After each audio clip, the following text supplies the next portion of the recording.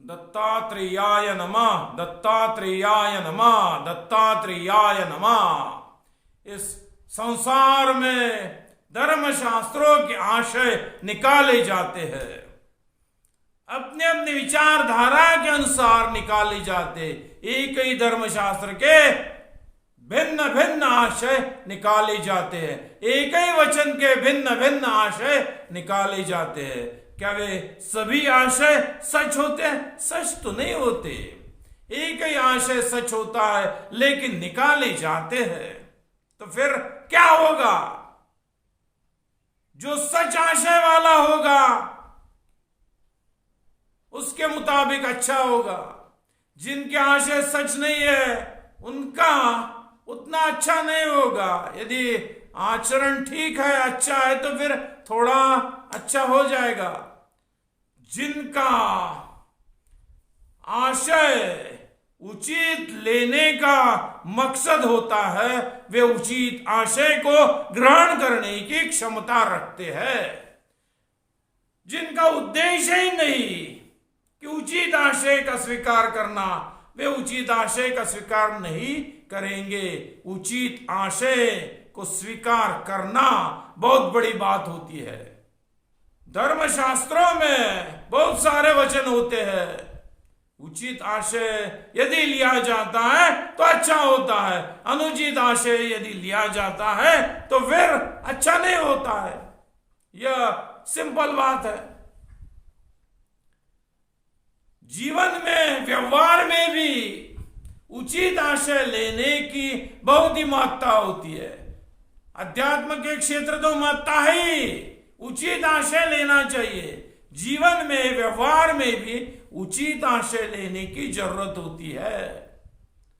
समयम ज्ञात्वा वर्तनम कुर्यु, समय के मुताबिक जैसी स्थिति है उस स्थिति को देखकर बर्ताव करना चाहिए। स्थिति के मुताबिक बर्ताव होना चाहिए तो फिर अच्छा ही हो जाता है। और यदि समय की जो मांग है उसके विरोध में यदि बर्ताव होता है तो फिर उसका फल अच्छा नहीं होगा, उसका नतीजा अच्छा नहीं होगा। अच्छा नतीजा अपने को मिले ऐसी यदि इच्छा हो तो जो उपदेश होता है उसका उचित आशय ही लेना चाहिए। इस दुनिया में झगड़ा चालू रहता है, इस वचन का यही आशय है। 20 लोग बोलते हैं 20 रीति से, 20 पद्धतियों से 20 संप्रदाय बोलते रहते, इसका आशय ऐसा ही है। आखिर सच आशय तो एक ही होगा। फिर 19 लोगों का क्या, 19 संप्रदायों का क्या? यह भी बहुत बड़ा सवाल है। इसलिए अंधता को छोड़कर, सांप्रदायिक अंधता को छोड़कर दुनिया में जो उपदेश है उसका उचित आशय लेना। दुनिया में जितने भी धर्म ग्रंथ है, विभिन्न धर्म विशेषों के, विभिन्न संप्रदायों के, उन सब का उचित आशय लेना ही अत्यावश्यक है, बहुत ही जरूर है, उसकी बहुत ही जरूरी है उचित आशय लेने की। एक महात्मा थे, उनका एक विद्यार्थी था उनके पास। उस महात्मा का एक आश्रम था, उस आश्रम में वे रहते थे और उनका एक विद्यार्थी वहां रहता था। उन्होंने अपने विद्यार्थी को बोला कि आश्रम में यदि कोई आ जाए तो उसको भोजन देना चाहिए।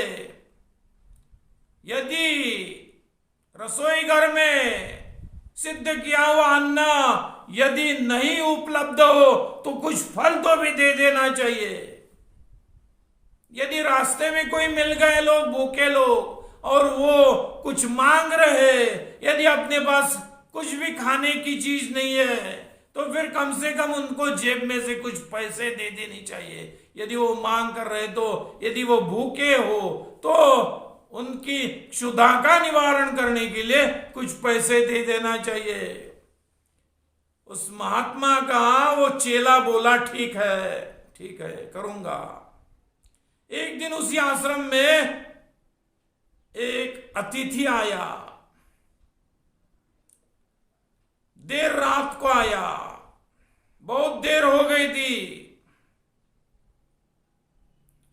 आया, उस अतिथि की मुलाकात, पहली मुलाकात उस विद्यार्थी से हुई। उस विद्यार्थी ने सोचा बहुत रात हो गई है, 10 से भी ज्यादा बज गए, बहुत देर हुई है, अभी रसोई करते रहना आसान नहीं है। उसने सोचा, वह आलसी था थोड़ा, उसने सोचा स्वामी जी ने बोला है कुछ पैसे दे देना। उसने जेब में से निकाले पैसे दे दिए। वो अतिथि स्वामी जी के पास आया, स्वामी जी ने उस विद्यार्थी को भी बुलाया, उस विद्यार्थी को डांटा, तूने ऐसा क्यों किया, कहां जाएगा वो आदमी, अभी वो भूखा आदमी कहां जाएगा। इस आश्रम के नजदीक कोई गांव नहीं है, बहुत दूर है गांव, कोई होटल अभी यहां मिल नहीं सकती, तूने ऐसा क्यों किया। रसोई घर में जा, वहां अन्न सिद्धि कर और उसको परोस, उसको खाना खिला। विद्यार्थी ने वैसा फिर किया। उपदेश का उचित उपयोग करना चाहिए। समयम ज्ञात्वा वर्तनम कुर्यु। नहीं तो स्वामी जी ने बोला है, महाराज जी ने बोला है, नहीं हो तो पैसे दे देना।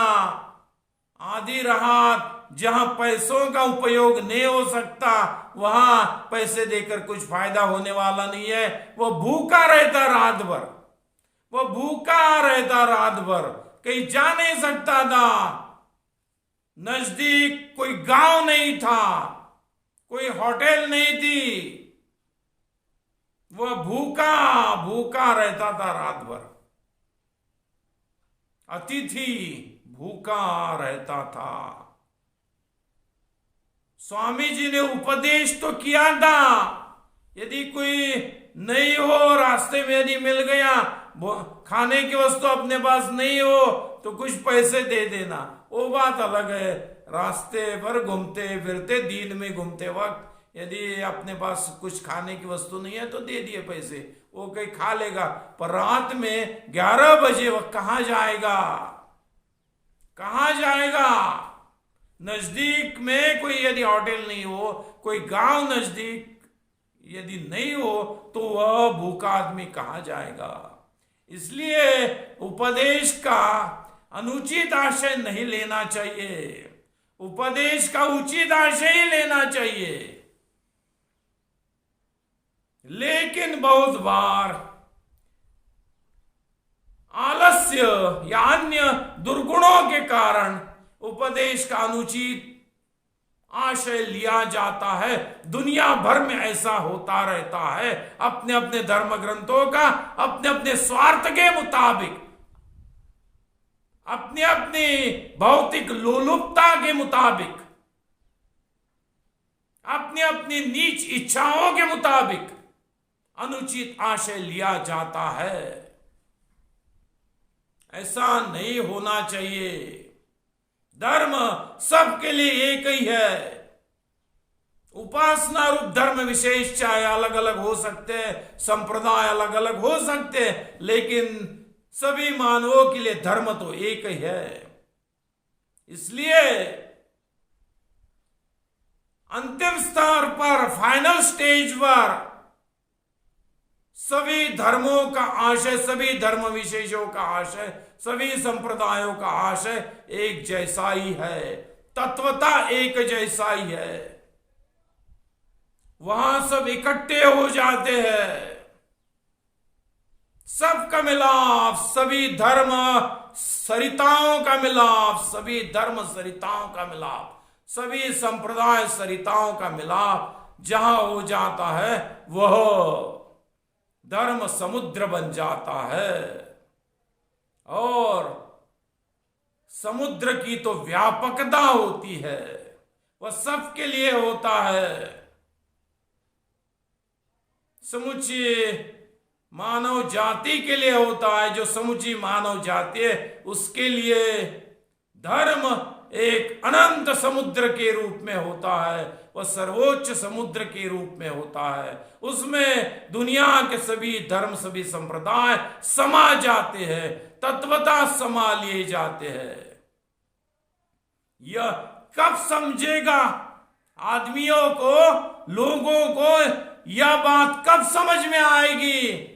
जब वे अपने अपने धर्म ग्रंथों के उचित आशय को जानने की कोशिश करेंगे। सभी भौतिक स्वार्थों को दूर रखकर उचित आशय को समझने में यदि वो कामयाब होते हैं तो रहस्यमय बातों को समझना उनके लिए आसान होगा, नहीं तो नहीं होगा।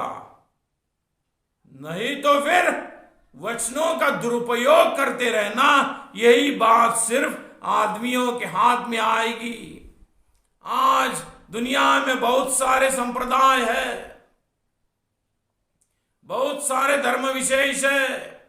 सभी धर्म विशेषों में, सभी संप्रदायों में जो महात्मा हुए हैं,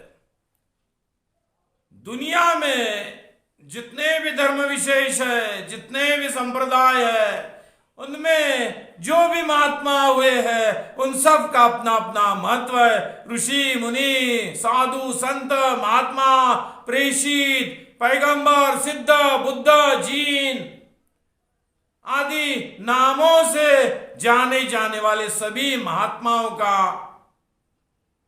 अपना एक स्थान होता है। उनका अनादर नहीं करना चाहिए। सांप्रदायिक संकीर्णता के आधार पर दूसरे संप्रदायों के, दूसरे धर्म विशेषों के महापुरुषों का अनादर नहीं करना चाहिए। चाहे देवियां हो या अन्य महापुरुष हो, सबका समुचित सम्मान करते रहना चाहिए। अपने अपने धर्म ग्रंथों का स्वार्थ के मुताबिक आशय निकालकर या किसी भी इतिहास के ग्रंथों का निजी स्वार्थ के आधार पर आशय निकालकर अनुचित बर्ताव नहीं करना चाहिए। यह समय बहुत बड़ी वेला है। इस समय में सब लोगों को अपने झूठे कारनामों को छोड़कर इकट्ठा आना चाहिए, तब तो विश्व का मंगल हो जाएगा। दत्त दत्त दत्त।